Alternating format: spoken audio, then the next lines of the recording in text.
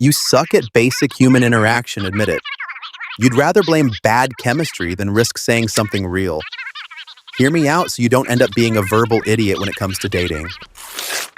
So, you think that awkward silence hanging between you and your date is some mystical curse that just happens out of nowhere? How adorable. Here's a reality check. It's not the universe or fate messing with you, it's just two people too afraid to open their mouths. You matched on Tinder, traded a few witty messages under the safety of a screen, but now you're face to face and both of you are sitting there like two statues in a staring contest. Your eyes are glued to the table or your phones, each of you silently praying for some cosmic intervention, maybe a sudden phone call or a fire alarm to save you from the unbearable weight of having nothing to say. Tragic, isn't it?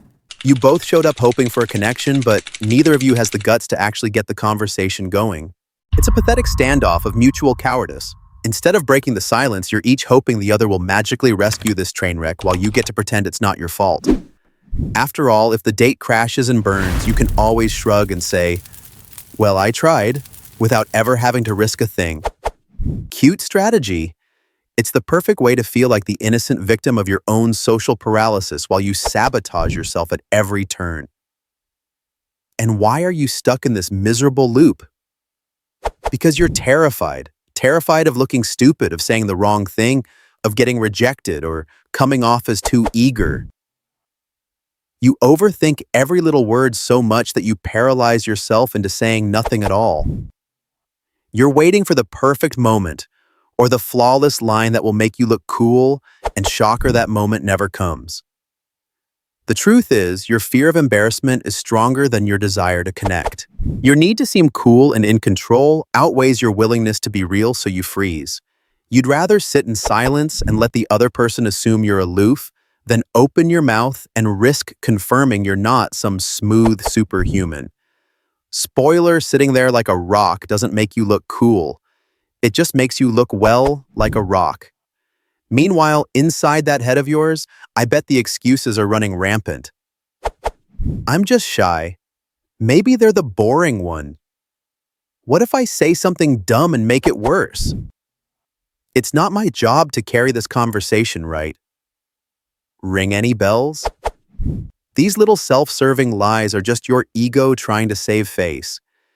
You tell yourself whatever makes you feel better about doing nothing, so you can pretend the awkward silence isn't your fault. Blaming them for not magically reading your mind might comfort you for a minute, but it doesn't make that tumbleweed rolling through your dating life any less you're doing. Let's get one thing straight. Awkward silences are a two-way street. You want to know who's at fault for this painful lull? Take a good long look in the mirror. You're half of this train wreck, which means half the responsibility is yours. That uncomfortable quiet isn't an act of God. It's the product of two people, yes, including you, clamming up.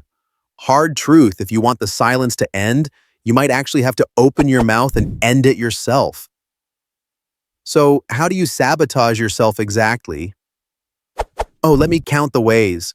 First, you overthink every possible sentence to death until you end up saying nothing at all. You sit there racking your brain for the perfect thing to say, and surprised because no idea seems good enough, you stay quiet. If you agonize over crafting the perfect text for hours before hitting send, texting anxiety anyone, then it's no wonder that in person, without a backspace key, you choke. Second, you expect the other person to do all the heavy lifting. In your mind, if they were truly interested, they'd be carrying the conversation while you sit back and nod. So you contribute nothing, and then conveniently blame them for not keeping the dialogue alive. Brilliant. It's like expecting someone else to paddle the boat while you're busy drilling holes in it. Third, you hide behind any distraction you can find. Instead of actually engaging you, pick up your phone, fiddle with your drink, scan the room. Anything to avoid making real eye contact or showing you're invested. You think you're playing it cool, but you're basically broadcasting, "I'd rather be anywhere else right now." Great way to show interest. Fourth, you keep the conversation shallow and safe. You only stick to boring surface-level topics and yes, no questions because you're terrified of actually revealing anything or showing enthusiasm. Heaven forbid you mention something you're passionate about, or ask a deeper question that might make you seem vulnerable or gasp interested. Better to be dull and forgettable than risk any real connection, right? Fifth, the moment anything gets slightly uncomfortable, you look for an escape hatch. You clam up even more as if that's possible. Check out mentally or suddenly remember an errand and bail. Maybe you'll even ghost them later just to avoid a brief, "Hey, this isn't working" conversation. You cut and run at the first hint of awkwardness.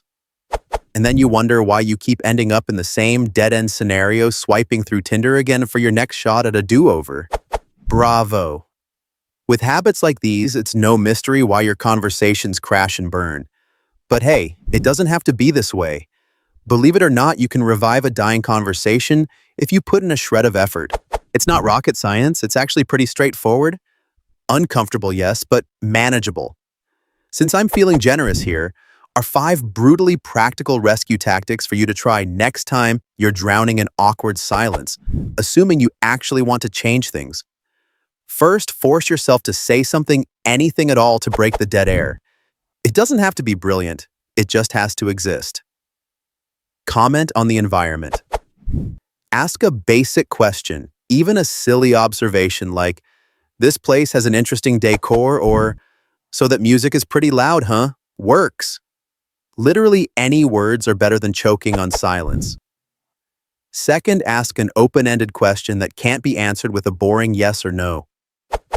Give them something to actually talk about.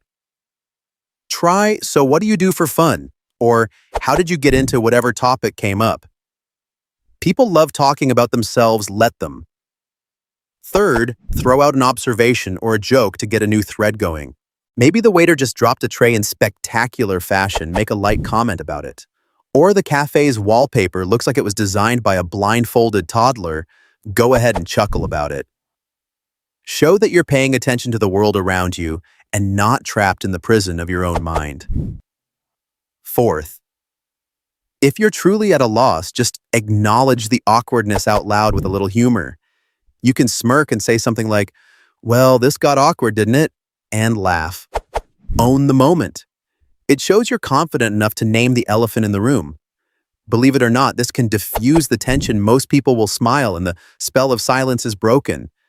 Fifth, and importantly, if you've tried a couple of things and it's still just you carrying a corpse of a conversation, take the hint and wrap it up.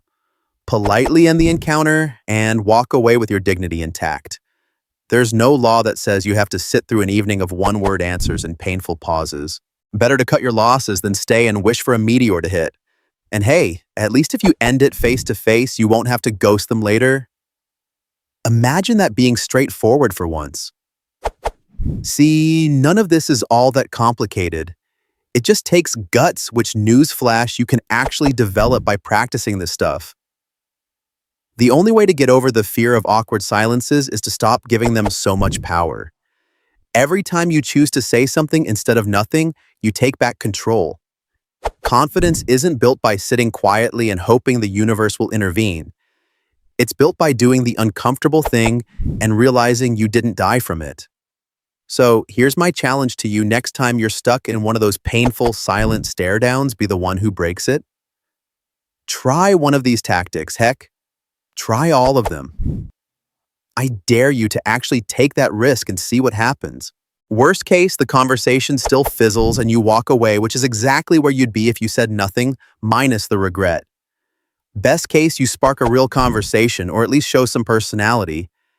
Either way, you prove to yourself that you're not helpless.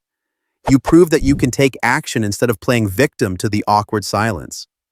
So go on, give it a shot, and then come back and let me know in the comments if you survive. Spoiler alert, you will.